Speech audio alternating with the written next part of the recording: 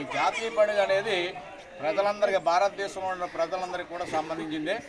మరి 16వ శతాబ్దంలో భారతదేశానికి బ్రిటిష్ వారు నల్లమందు వ్యాపార నిమిత్తం వచ్చి ఇక్కడ 200 సంవత్సరాల పాటు, అంటే 1947 ఆగస్టు 15 వరకు కూడా మన దేశాన్ని పరిపాలించారు.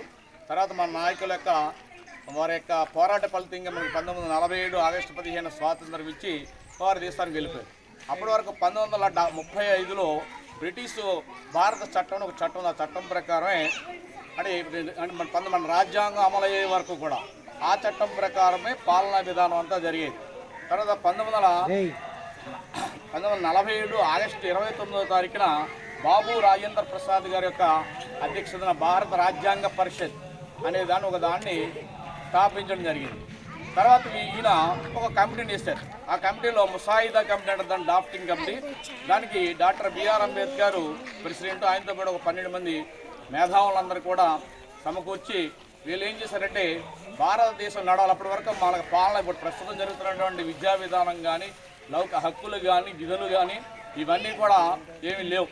అప్పుడు ఈ 12 మంది ఏం చేశారంటే ప్రపంచ దేశాలన్నీ కూడా పర్యటించి అక్కడ ఉన్నటువంటి ఆ రాజ్యాంగాల్లో ఉన్నటువంటి భారతదేశానికి అనుకూలమైనటువంటి అంశాలను కూడా తీసుకుని అతిపెద్ద సుదీర్ఘమైనటువంటి ఒక రాజ్యాంగాన్ని రచించడం జరిగింది. అది 1949 నవంబర్ 26వ తారీఖున భారత రాజ్యాంగ పరిషత్ ముందు దాన్ని ఆమోదించింది. తర్వాత 1950 జనవరి 26వ తారీఖు నుంచి భారత రాజ్యాంగం అమల్లోకి వచ్చింది. అప్పటి నుంచి కూడా జరుగుతున్నటువంటి పాలనా విధానం కానీ, విద్యా విధానం కానీ, రిజర్వేషన్లు కానీ, మరి మన పంచాయతీల్లో కానీ, లేకపోతే మన పార్లమెంటు, అసెంబ్లీ అన్నీ కూడా ఈ రిజర్వేషన్ అన్నీ కూడా భారత రాజ్యాంగంలోనే క్రోడీకరించడం జరిగింది. అలాగే కాలానుగుణంగా మారుతున్నటువంటి పరిస్థితులకు అనుగుణంగా 2/3 వంతు మెజార్టీతో పార్లమెంటులో దీన్ని సవరణ చేయడం కూడా జరుగుతున్నది, భవిష్యత్తులో కూడా జరుగుతుంది. కాబట్టి ఈ భారత రాజ్యాంగానికి అనుగుణంగా మనం అందరం కూడా నడుచుకోవాల్సినటువంటి అవసరం ఉంది. దీన్ని అతిక్రమించినటువంటి ఏ వ్యక్తికైనా సరే న్యాయస్థానం ద్వారా, సుప్రీంకోర్టు ప్రధాన న్యాయస్థానాలు ఉన్నాయి, ఆ న్యాయస్థానాల ద్వారా మరి శిక్షార్హులు అవుతారు. ఈ విధంగా భారత రాజ్యాంగం ద్వారా మనకి గణతంత్ర, అలాగే లౌకిక ప్రజాస్వామ్య దేశంగా భారతదేశం 1956 నుంచి మరి అవతరించింది. కాబట్టి మనందరం కూడా ఈ భారత రాజ్యాంగాన్ని ప్రతి సంవత్సరం కూడా, అంటే 1947 స్వాతంత్ర దినోత్సవం రోజున మాత్రం ప్రధానమంత్రి ఎర్రకోట మీద జెండా ఎగరేస్తారు.